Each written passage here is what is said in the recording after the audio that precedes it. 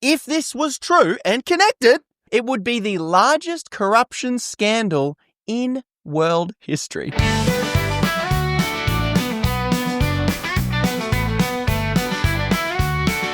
Welcome back to the Punters Politics Podcast, the podcast for Aussie punters who know something's not right, but can't quite put their finger on what. I'm Punter Konrad. I'm Punter James, and each week we dig into the stuff that politicians hope you don't notice. This episode, Punter James, we have the Punter Times, and I'm going to introduce the punters to a very special set of Puntermon. And a 2-for-1 special. 2-for-1, and stick around because we have a very special guest political maneuver. But Punter James first, you weren't available on Monday, but on Monday I had a little chat. Weren't available. Yeah, punters, let me just give you some insight. You're right, Conrad. I wasn't. I was working like everyone else. So you're unavailable. I was very accurate in my statement. You make it sound like I just was like, you were like, hey, I've got an interview. Do you want to come on? You're like, no, I'm busy working. I'm watching a movie, sorry. Oh, no, I'm slaving away for the people. So while you're unavailable, sure, I had a little chat with a couple of friends. Oh, really? Handsome gentlemen, I really appreciate you both coming on, being open and willing to potentially be the host of the Punters Politics Political Fundraiser, brought to you by Sponsor Penning. It's a bit awkward for me. You're both here. I got a bit over eager in the DMs, as you can see.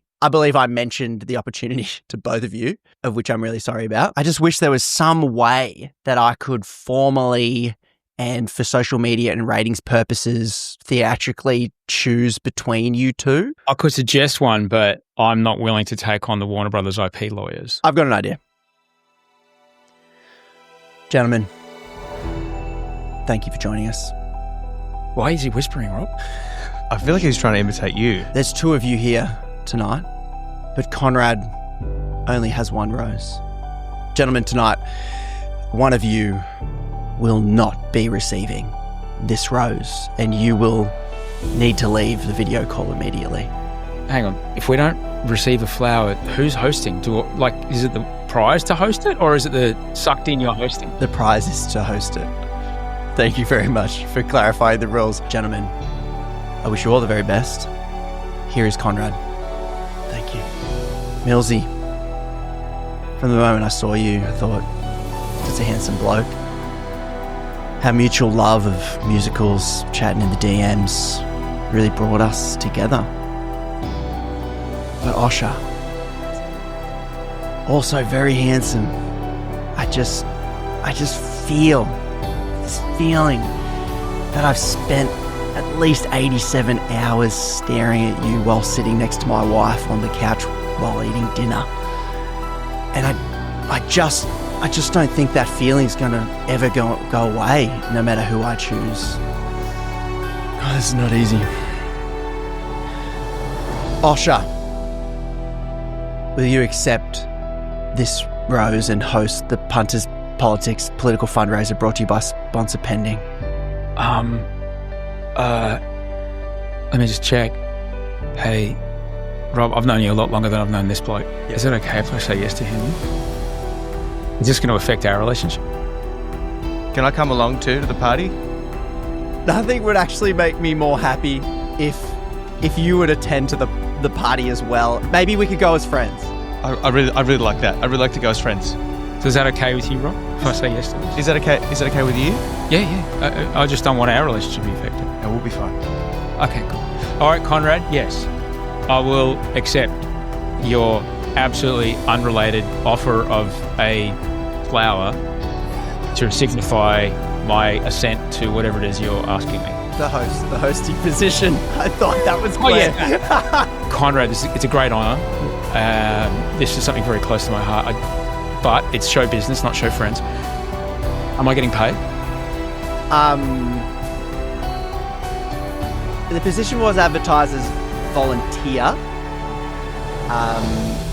But Millsy is like, if Osh... I'll do it for free. What? Osh, back to you. What? This is the real reason I wanted you both on, to bid each other off. I'll do it. Just got to plug my book and I'll do it. Oh, now I am a hopeless romantic. First of all, Millsy, feels sorry for that guy. It did break my heart choosing. I relate to every Bachelor contestant that has ever walked the earth having to choose between those two handsome and charismatic gentlemen. Yeah, so what I will say, I hope Millsy comes along on the night. Me too. Number 2, Osher, what a catch. You are batting well above your average, sir. Well, the punters are batting well above our average because he's gonna be emceeing the night. Now, I'll be doing a bit of hosting as well, but I'm nowhere near as qualified as Australian Idol / Bachelor veteran Australian icon Osher Günsberg. Just all-round fantastic MC. Yeah. Okay, so you're telling me that everyone who comes there for the dinner is going to be listening to the tones of Osher Günsberg all night. Yeah. And they might even capture a glimpse of the very handsome Robbie Mills. I'll tell you what, I'm a little bit excited. Oh, you bloody should be. Yeah. I'm looking forward to it, punters. Tickets still available at punterspolitics.com. Not many left, so be quick. Hey, Papa Punt. Just punters fun. Sure, Papa. I got a little giggle out of that. Okay. Chuffed update Yes. for our Punters Politics lobbyist. Yes, we are raising $75,000 to employ our very own lobbyist to send into Parliament House to lobby on behalf of we the punters and not they the corporations. How has the crowdfunding been going from the regular punters out there? It's slowly creeping up. At the Yes. moment, we're at $51,304 out of our 75K total. So That's- we're, what, 2/3 of the way there? Man, the end is in sight. It's going well. And just a little shout out to my favourite name on the anonymous donor list. Once again, we are collecting dark money. The names don't matter. There's a lot of anonymous donors. Politicians take dark money. Why can't we take dark money? Who's our number one dark money funder this week, Punter James? 3 days ago, $100 from Ronald Grump. I like that a lot. $100. Cheers, punt. Thank you. Just been wondering as well, like obviously we're doing quite well on the chuffed fundraising for our All lobbyist. the money, minus the fees of whatever they charge, goes to the lobbyist. Yeah. Now, we've got our Punters Politics political fundraising dinner coming up as well. Correct. To help raise money for the lobbyist and to draw attention and Now- get all the media paying attention. Here's the thing, it's quite an exclusive night, right? And you've put Very. tickets up for $100 or $50, depending on how privileged a It's a punter you are. choose your own adventure. Yeah, that's right. You've got politicians coming. There's a bit going on. Won't give away everything. Yep. But there's a bit going on. Are we covering costs or how are you doing with it? Because $50 or $100 for what you're offering doesn't sound like, okay, punters. I have to tell you, I'm looking at quite a nervous Konrad at the moment. Are you in the hole? You must have seen the Oh, you know it's bad if he just completely ignores the question and moves on. the beads of sweat are on a little bit. I have undercooked the books a little bit. I did this with the stickers, if you remember, the punter stickers, which are still for sale at the punterspolitics.com. You've over-ordered stickers. No. Well, yes. Yeah. I just want to get the punters out there, and I appreciate all the support. So I'm like, with the stickers, I'm like, let's make it affordable. I was losing $3 a sticker, which added up to a couple grand. Wasn't good. Previously, you've been in the hole on something because you've just had the attitude of, let's make it affordable for people. Yeah, and I think should be right. Yeah. Well, turns out, Punter James, she'll not be right. There's probably about 30 tickets left. Okay. I did the back of the envelope projections. Currently in the hole for 12 grand. 12K? What's that? That's like half a week's salary to you, though. Which depends how much the punters over on the Patreon are paying me. I don't think it's quite that much. It's not that much. So in a bit of a hole. 12K. So you might have noticed this week, I put out an Instagram reel. Obviously, how these political donors, how the parties make their money is that corporations sponsor them. Yep. And I wanted to make the tickets affordable. And obviously, a 3-course dinner for $50. It's pretty good. You're up at least $40 on that. Oh, at least, I would say. yeah. We had date night the other day, and only do it very sporadically. Yeah. But $220 for a nice, Drinks? very nice dinner out. Couple of little cocktails. Couple cocktails. Yeah. Oh, So all right, good for you. Seems like Yeah. it's very reasonable. I would say so, but it has undercooked me by 12K. So I'm in a hole. So I put it on Instagram reel. So how politicians fund this is corporations sponsor tables. And hoping to bring on some sponsorship. And I'm talking to some people and trying to be like, hey, please help me cover this hole. Okay. And we did find out last week that we do have our first sponsor We do on have board. our first sponsor. Do we give him another shout out? Why not? Cheers, Funky Pies in Bondi. They've come on board to help us Great people. get on board. And I put out a call out this week to the small businesses of Australia. Yep. Big corporates get to sponsor lobbying dinners all the time. Yeah. Why doesn't the little guy? Not just because we need the cash to fund this thing, but also you get to schmooze politicians, you get to donate to a table, you get to come, bring some friends and schmooze a politician for your own vested interest. Exactly. That's how this system works. So yeah, call out to the small businesses of Australia. We're open for business. Come on in. And I'm assuming you're also after a headline sponsor to just come in and bulk it. Yes, we are still putting the feelers out for a headline sponsor, which will be name dropped every time we mention the Punters Politics Political Fundraising Every Gala. time. Brought to you by a sponsor pending currently, but it could be brought to you by a prestigious any brand that's happy to stump up some cash. Or non-prestigious, happy with that as well. We'll take anyone's money. I thought we made that clear. Hee, Punter James. Can you hear the bell? You can't. In post, I can. You don't. Did you listen back to last week's episode? I did, yeah. Oh, good. Did you hear the bell? Yeah, it's a little AI-ish for my liking. Oh, you want a more natural... Being the primary school bell ringer, I'm after, the authentic bell. That's how I used to ring it. It was one of those... Oh, right. Anyway, we got some apparently. insight into the bullying status that James might have copped at school being the bell ringer. I think I was the only one wearing a watch on the first day of year 6. So anyway, hear ye, Punter James. It is me, the chief editor in punt of the head punt of the Punter Times. Sure, that's a title. Title, everyone makes them up. Yeah. This is where I bring you a news story that has been reported but has been undercooked. Headline's a bit boring and no one hears about it. Yeah. So I jazz it up a bit. So punters hear the story that politicians probably wish you didn't pay attention to. Okay, give me the boring headline that some probably accurate journalist has written. Hedging all his bets from the so-called lawsuits that could come in Australia. Yes, here's the headline from the Financial Times. Oh, okay. It's going to be something quite bland, I'm assuming. And accurate. Here we go. US giants urge Trump to push back on Australian tax law. I would not click on that. Tax law? No, I wouldn't. US giants, number one, that's ambiguous. Like, what is it? And I get that could be a clickbaity thing. You see how they hide the legal things? They don't want to name names? Urges. It's just a bad What's word. that, urge? Yeah. Right? That doesn't seem controversial at all. Lobby would probably get me going a little bit more. Yeah. Okay, well, here's the Punter Times headline. America's biggest tax bludgers beg fellow tax bludger Trump to stop Australia exposing how they all dodge taxes. Lots of taxes in that.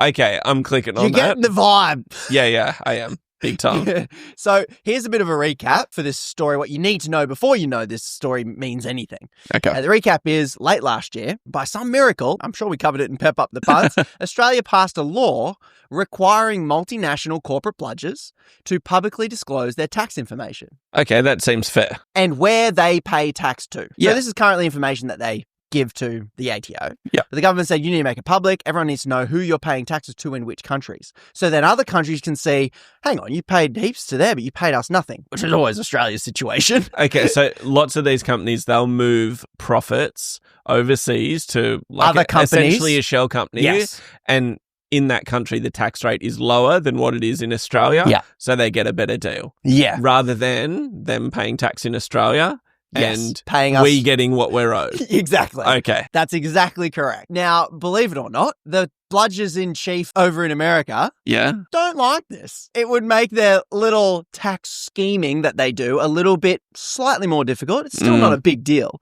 Once again, these are not radical changes. We'll just move it again. Yeah. So they're not happy about it. So 9 of the most powerful American business groups, I'm talking big tech, Wall Street bankers, the real good guys in most of these stories. So we're talking like hedge fund. Yeah. Just think of the biggest wankers America has. Also known as the biggest companies, yeah. They've gone crying to Daddy Trump. These free marketeers have been gone crying to Daddy Trump, who, as we know, has a great tax history himself. I looked it up. Trump's last 10 of the last 15 years, he's paid no taxes. So he's in quiet company. How does that check out? It's America. He's got a lot of assets like buildings and stuff, doesn't he? Apparently he's wealthy, but apparently not wealthy enough to pay tax. I don't know. You know how it works. The wealthier you get, the less taxes you pay. Sure. So they've gone crying to the Trump administration saying, could you please use your government might and your government trade tariff threat, the big stick that the US government has. Yeah. Could you please use that to smack Australia into line. Because we're now trying to get them to pay us what they owe us. Yes, because we dare have the audacity to say, oi, you bludgers, pay us what you bloody owe us. If you're making money here, you have to pay tax here. Like, I don't know, us? Yeah. Like, crazy idea.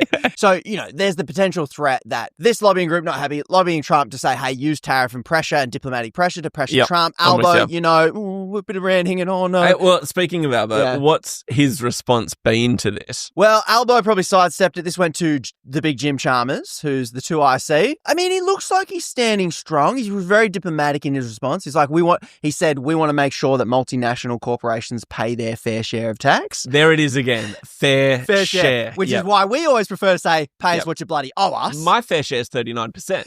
yeah, funny that. Yeah, that's right. And if you got a say in what you think your fair share would be, what would you say it might be? Oh, I reckon my fair share would be lower. Lower? Maybe. How about 5%? You know what? Seems fair. I'd be happy to pay 20. Oh, okay. If I could just have 20 for the rest of my life, no dramas. You know what? I'd be happy with 5. Like, I think that's fair. Yeah, that's your fair share. This is why I think the fair share thing the sucks. ambiguous fair share. Everyone just says, I think it's fair. Oh, well, I employ some people, so... And obviously the fair share is relative to the amount you're making. If you're making a certain amount of money that you're paying 39% on, well, that's obviously a fair share. But if you're making $1 billion, your fair share is far less as a percentage. That's what exactly. So we don't like that. But it looks like our government's kind of holding strong. But here's why I think that paying attention to this story really matters. Okay. Because Australia doesn't have the best track record of standing up to America. No.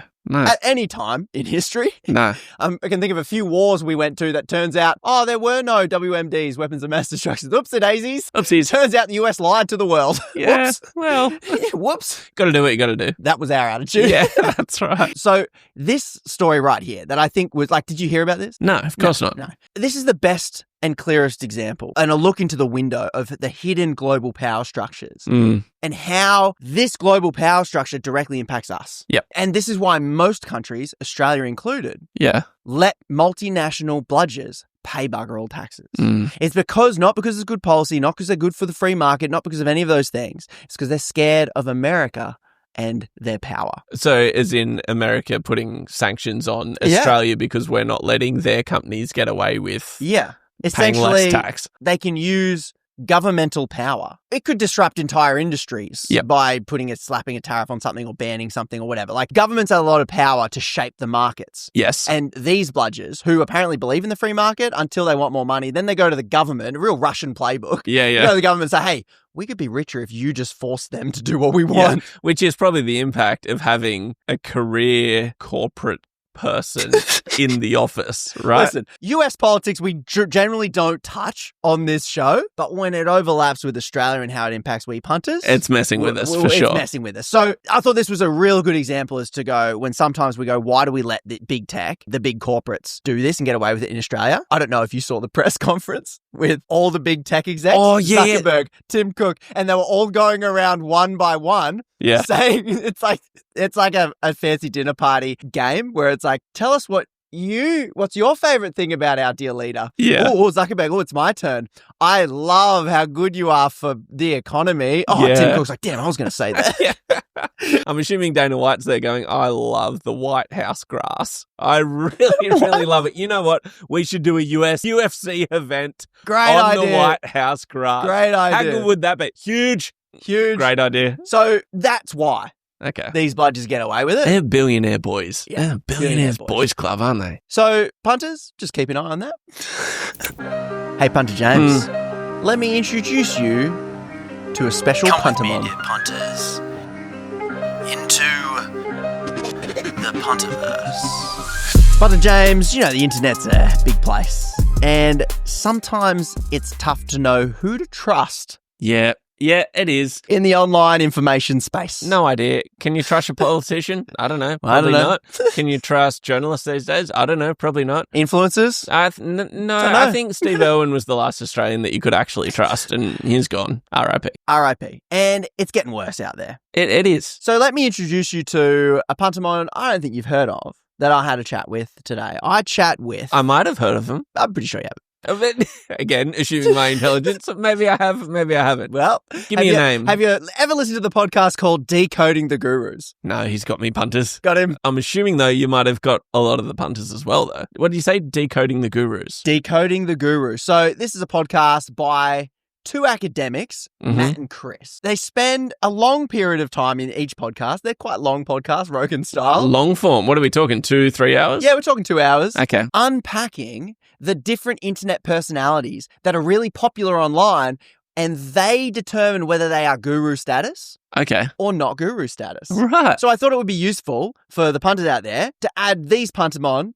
to their repertoire. When they come across someone online, they go, wow, they're really charismatic, really compelling. I'm buying what they're saying. Whoa, whoa, whoa, Nelly, hold your horses. This is where punter Konrad goes to listen to Decoding the Gurus, because they've probably done an episode on the person you're a fan of. You know how people come up to you, they're like, I love this guy. Have you listened to this guy? Okay, so I'm thinking people like Liver King. Yes. People like Jordan Peterson. Yeah, yep. Even Joe Rogan himself. Joe Rogan himself. Yep. Lex Friedman. Okay, so they're all US people. Is there anyone in Australia that these guys have hit so far or analysed so far? Maybe, but recently, and the reason why I got them on is they did a decoding of the guru, Gary's Economics. Oh, and now you've spoken to Gary's Economics recently. Yes. And I'm pretty sure he's got a tour coming to Australia He as has well. a tour coming to Australia. Which to me either says he's really passionate about helping Australians out with his sort of, stuff that he's got going on, or he knows that there's money to be made in Australia. It's one or the other. Can I trust him? Why can't it be both? I don't know. Yeah, that's right. So that's the question. A lot of the punters out there love Gary's Economics.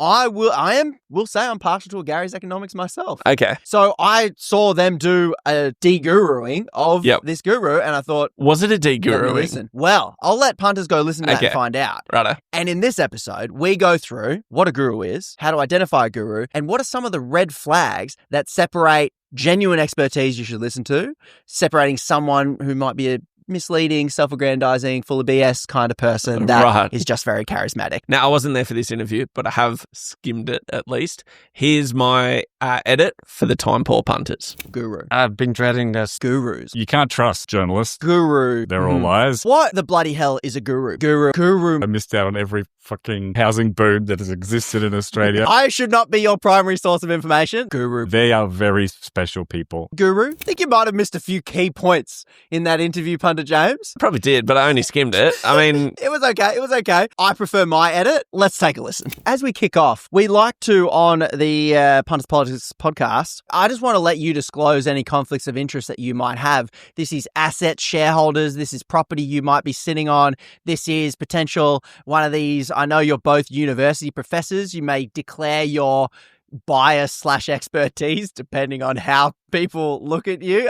Chris, just tell us what you're holding, any assets, any crypto, what's going on? I've been dreading this. My extensive portfolio of tax debts to various countries. Mm-hmm. That's no. I have no investments.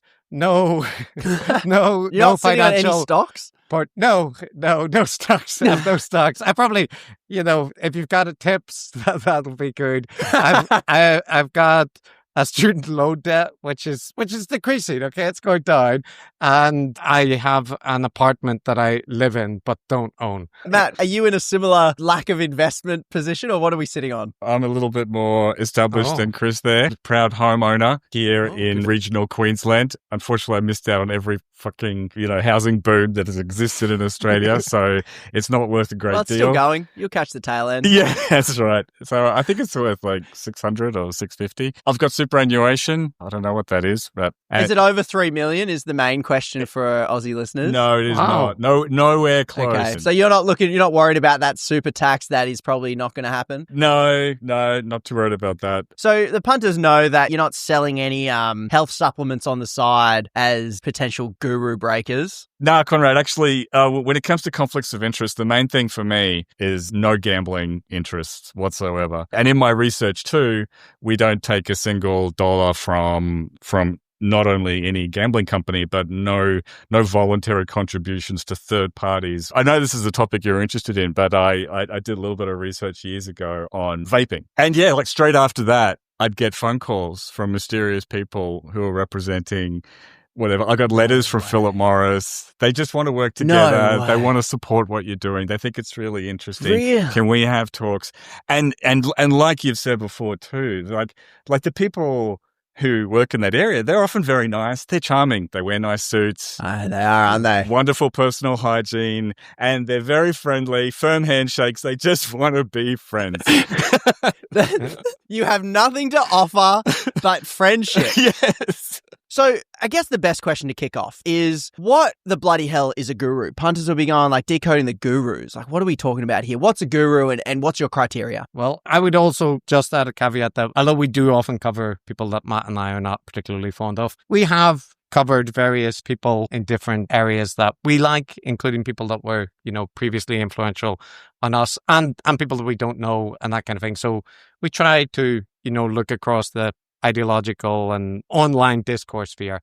But most of the people that we've covered have generally been rather annoying. So I think that in terms of a guru, we're not using the word like in the traditional sense, but it is related to that. So we're talking about these kind of online figures like your Jordan Petersons or your Eric Weinstein or Andrew Tates, who self-mythologize about themselves, present themselves as like lone figures with revolutionary insights, usually claiming persecution by the elites or malign entities, dismissing all other sources, mainstream institution, experts, academia, journalism, don't go there, come to us, and encourage a kind of like strong cult-like parasocial devotion to them particularly. And that usually also includes like using any criticism as proof that they are like being attacked by evil forces or bad faith critics. So they're offering their followers often like this very totalizing worldview that is focused around them and their particular revolutionary insights. So a guru is someone, they've kind of got the persecution complex, like they're out to get me, might be phrases that would be the red flag here. They have this self-mythology. Here's where I come from. Here's what I do. I'm fighting the machine. It's often us versus them. Their following is very like tribal, I suppose, and you can see that play out in the comments of certain things. And I like how you say any criticism is proof that they're on the right track. I have seen this quite a lot with certain people. That's kind of what you're looking for as you're ticking the boxes of what you would deem a new age, modern political or social guru. That's it. And we actually also have a thing where we've noticed like 11 characteristics, which are very common. So we have this like tongue-in-cheek thing we call a gurometer, where we rate the people that we cover like on 1 to 5. So some people are particularly high in certain areas and some people aren't, right? So it's a spectrum. Okay. Now, before I get you to rank myself on your gurometer, as self-indulgent as that might be, I've got Matt vigorously nodding. I feel like he's run the sums, he's crunched the numbers. Give me a few tactics that a guru might use, and maybe I can like self-diagnose if this is a thing, WebMD style. But what are the tactics people are looking for? Because like a lot of the people you talk about, everyone will have come across them in some shape or form, and people will share their clips. They go, oh, I like that person, I like that person. It's generally like some sort of modern online celebrity, and everyone will have come across them. So what are these red flags that make people step into, and you're not necessarily saying that they're bad or good, but you are assessing whether they fit that category. What are the tactics that gurus might use that we should keep an eye out for so that we're not kind of sucking into this kind of us versus them cultish sort of following? Yeah. Well, there's heaps, but one big red flag is they will be telling you that they are special. They are very special people. You can trust them because they have special knowledge. They understand XYZ far better than all of these other pointy heads and all these other people trying to tell you stuff. You can't trust the journalists. They're all liars. You can't trust the academics. They're all corrupt. You can trust me because of something about me that makes me special. So that's the intellectual grandiosity, I suppose, the epistemic kind of specialness. And there's also the kind of moral specialness, right? Like we all like to think we're trying to do some good in the world. We hope Decoding the Gurus isn't a bad thing. But you can go further than that. And make out what you're doing is a kind of special mission, like almost like every cult has its mission to save the world. And there's a kind of moral grandiosity you can appropriate as well. So obviously, so if you see these things in extremists, it's a worry.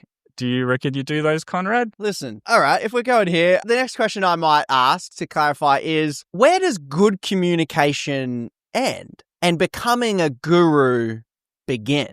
Where does having savvy social media presence end and becoming an all-encompassing guru that might mislead people? Or I suppose, are you saying misleading is also a separate piece of the puzzle? Like, can you be a good guru? Can you be a well-trusted guru? I would add here that, like, sometimes people have raised this point about, like, if you're an activist or you're somebody trying to raise attention, that, like, don't you need to be a bit hyperbolic and, like, simplify messages and this kind of thing? And my response to that would be, like, activism needs, like, clear narratives, strong messages, these kind of things. And yes, you want people to be, like, charismatic figures, but guruism is something different. Like, gurus build movements that are focused on them.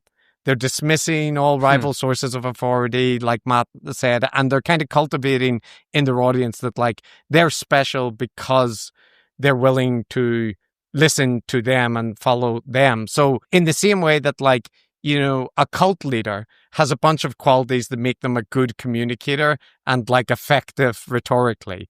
But most people wouldn't say, well, for that reason, we need to be, like, incorporating cult leading into our movement the week of work. And I think that's the thing that I would say, that, like, the stuff that the gurus do well and that makes them special is the stuff that you don't want to do. And the things that they do, which are effective and do overlap with being a good leader, being charismatic, good communicating, that's all stuff that you can do without adding in the kind of guruisms.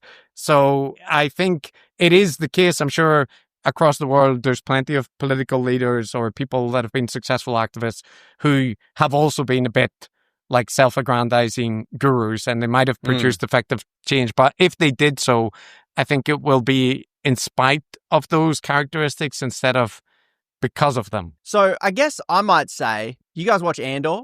Yeah. There's a monologue you should look up. Everyone should look it up. I've watched it so many times. And he's talking to an agent that wants to defect from inside the bloody Death Star or wherever he is. And Luther says, he's like, what have I sacrificed? And he goes on this amazing monologue. And the thing that sticks with me is, I am condemned to use the tools of my enemy against them. Puntamon, you've had a look at my stuff. You've seen what I've done. You see what I put out there. Where would you rank me on your gurometer? Maybe I'm not even significant enough to blip, and that's totally fine as well.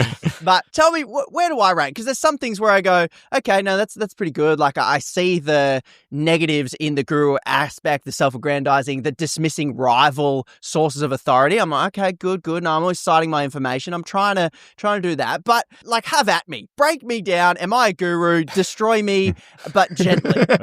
Well, I have a quick run sheet here, Chris. We could maybe run through it, but we'll have to whip through it quickly because we don't have that much time. But I think you're right. I don't want to spoil the surprise, but, I think what you're saying is generally right. So, galaxy brainness. Do you present yourself as some sort of polymath who could solve, is an expert on everything, understands everything perfectly, all-encompassing knowledge across multiple disciplines, yeah. No. I hopefully readily exhibit my status as regular punter trying to understand what the bloody hell is going on. Yeah. I should not be your primary source of information. That's why I'm always trying to show, hey, it's this journal article or this journalist that I'm citing. So I'm going to put in a no, but you guys can object if you wish. No, I would say also the fact, Konrad, that I don't know your backstory. Now, I've looked at, like, a bunch of your content, like, to prepare. But I still don't know your particular, like, history. But that's a good thing. I don't have a good mythology. Yeah. Well, so maybe this is an area you could improve. But I write that down. Yeah. Okay, thank you. And your videos are about, like, a very consistent topic. Like, it's clear, right? Like, and even maybe also, like, the references, like the Australian context is clear as well, because I often don't know what the hell you're talking about with the political party. So I think in galaxy brainness, I'm sorry. Slightly insulted, but okay, I'll take it. Yeah, So actually, don't worry, we're not either, so it's okay. Yeah. But actually, on that topic of your backstory, one thing I did see about you is that you're originally a high school teacher, and I think even then you were kind of doing activities with the kids, encouraging them to, I don't know, like engage with politics and media critically and be more active. Is that correct? Full transparency, I tried to, when we're doing interviews and I started to get picked up by very few Australian media, they still try to ignore the existence of alternative commentary out there. But I was trying to come up with like an actual mythology that I clearly haven't conveyed clear enough, which is, regular Aussie punter from Newcastle. I'm a teacher and I've got the origin story that is I'm standing in front of a classroom. It did actually happen, but I'd try and condense it into I'm standing in front of the classroom. We're looking at Australia's rankings globally on press freedom, clean air, clean water. I'm like, all right, kids, do an assignment, rank Australia for the last 10 years. Are we getting better or worse? And that's the radicalizing moment that makes me like, oh, why did you do what you do? It's because the kids looked at me and said, sir, does the government know? Why are we going backwards on all this stuff? And that was the moment where I write to my MP and I say, what do you want me to tell them? Do you want me to tell them they're bought and sold for by large corporations, vested interests, kind of oversees the decisions being made? Is that what you want me to say? That's kind of, I guess, what I've got to work on my mythology a little bit. There's no galaxy brain in there. I'm just kind of like, that's the radicalizing moment. Yeah. I mean, and would I be right in sort of detecting a through line there, right? Because is it true to say that the same things that motivated you to become a teacher and also do that stuff when you're a teacher, it's kind of those sorts of things that are underlying what you do now on YouTube? Yeah, for sure. It's the obvious blank rank corruption that is completely legal and fine in Australia. Everyone nods along and goes, oh, I guess this is normal. And it was me sort of going, this stuff is pretty bloody simple. I listen to academics. I've heard their solutions. Other countries have done it.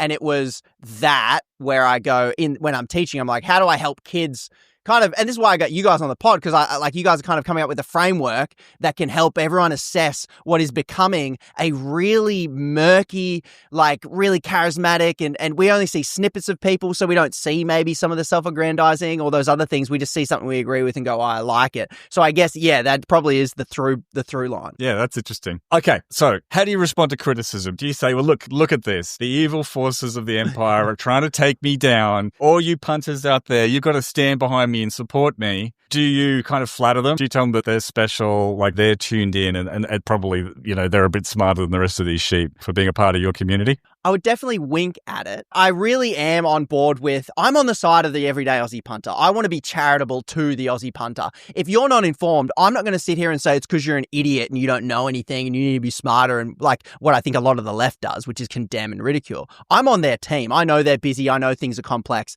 I'm here to simplify it. So I am very deferential to the people I'm talking to that I think I am one of, which I think can fit there. But I think I'm looking for good criticism. My challenge is now with a bigger platform, there's just it is mentally toxic to read the comments. So yeah. I'm often looking for valid criticism from good sources. And I had Jan Fran and Antoinette Latouf on their podcast. Chris might not know if he's not following Australian politics or journalism, but they're kind of like journalists with proper names in the field. And they name checked me on their podcast and were kind of criticizing me. And I will say I was open to that criticism. I disagreed with it vehemently because I think they fundamentally misunderstood what satire was. And I was very disappointed in their ability to see. Anyway, I thought journalists would work out the video I made was clearly sarcastic. I think I know the video you referred to where you went to the gala, right? Like the kind of industry insiders gala. Yeah. I also actually have to say, Konrad, I enjoyed you explaining the joke in the forward video. That was just enjoyable. As somebody that enjoys sarcasm and whatnot, it's nice to see somebody having to painfully explain, so I thought that joke was obvious. But wouldn't someone like me, so by the way, you ask that question of anyone, and this is where the guru, I don't think you can self-diagnose, which is why I've got you on the podcast. Because I think I am open to good criticism, which maybe we'll get to. But of course, anyone, you would sit in front of the biggest guru of them all, like Jordan Peterson or someone like that, and he would say, oh yes, I'm very open to different perspectives, and you'd be like, that's the line. Good call. Yeah. Good for you. critics. Correct. And you're quite right. They all will profess to be the opposite of what they are. They'll profess to be very humble, that kind of thing. No, look, I've seen your videos responding to criticism. I've watched them and didn't feel fake to me. I think your Patreons can diagnose this for you pretty well, because how you, it's one thing reading the YouTube comments, right? That's you're excused. You don't have to read them, right? But if, say, someone was in your Patreon and they were criticizing you and say, you're wrong about this, whatever, there's a way to respond to that, which is to kind of, get everyone to dogpile on them and go, this one's on this guy. This guy's an idiot on the outer. And that's generally what cult leaders do in order to maintain their group. Thanks so much, guys. A pleasure. Cheers, Konrad. Now, punters, the full over 1 hour uncut conversation is available for We the Punters over on Patreon. These are the punters that keep me going. So if you'd like to hear that, head over there. Punter James, pretty interesting take on Gary's economics. I had Puntermon Gary Stevenson on the podcast. Run me through your key critiques. What we're critiquing is the various guru tropes that we notice in Gary's content. There's the hyperbolic self-presentation that he is personally, like the person that completely understood economics. He was a genius at maths from when he was a kid. Everyone else is focused on, just making money or whatever. Gary is better than at that. And he also has morals. In his story, often hyperbolically presented as the best, not just a good trader, but one of the best traders in the entire world. And then there is the dismissal of other sources of information. So you end up so what's the solution then? And Gary's solution is very much focused on subscribe to my channel, promote my material, join the struggle. Part of me goes, even though in a way I understand your critique, I'm he wouldn't gain the traction he's gotten if he didn't pick up the tools of the enemy. I guess what I'm saying is, do the ends justify the means? So I think there is a currency that if Gary was here, he would say something like, he's in the game of Rupert Murdoch, and I would say, I'm in the game of Rupert Murdoch. These techniques do work, it worked for Jordan Peterson, it worked for Russell Brand, it worked for a bunch of gurus. We're probably more cynical than you, Konrad, when it comes to individuals on YouTube and the guru sphere. What I've seen on YouTube is lots of people claiming they've got these ideas and they're getting a big audience and it's going to change things. And wake me up when it happens. We do discuss that further in the bonus discussion. We have a bit of a debate, really, around good rhetoric versus being accurate. And as you know, I thought this was a helpful conversation because I'm always walking the thin blue line between good rhetoric and accuracy. And one very often cuts against the other, as Instagram points out all the time. Making it entertaining, but also factual. You have to meet somewhere in the middle, surely. And the temptation to just ditch a few facts to get way more outrageous clicks, for me in my line of work is, let's face it. That's very tempting. The cocaine laid out on the table. That lies there all the time. I can get a quick buzz anytime I wish. Yes, you can, Mr. Escobar. So these are the gurus that I'm regularly keeping a side eye on. I was very happy to hear that you quite aren't the guru status just yet. It was heartening. I was actually going in ready for them to hit me with some solid, because if you've listened to any of their podcasts, even when I listen to some of their stuff, I'm a bit nitpicky. And that was all. But it's an analysis, right? It's got to be a bit nitpicky. Well, exactly. Yeah. And that's the space that they operate in. And I was ready for them to nitpick me. Yep. They just gave me some, as you heard, some nice warnings for me to be aware of. Okay. And I'm counting on the punters over on Patreon to keep me accountable. Yeah, I'm sure they will. And they do.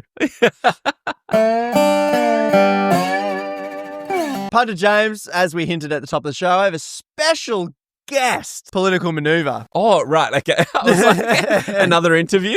Interview heavy episode. Yeah. Okay. No, a special guest. Now, as punters on the pod know, this is an Australian politics only zone. Okay. You've said that, I'm assuming, because we're going international. The only time we touch US politics is when they touch us.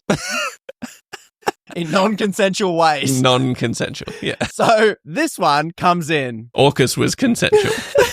Unfortunately. Okay, let's get back on track. Political submarine joke for the military deal, James. That's mentioned niche. In there. That is niche That is stuff. niche. You've slipped too far. You've lost your regular punter That's credentials. it. I resign.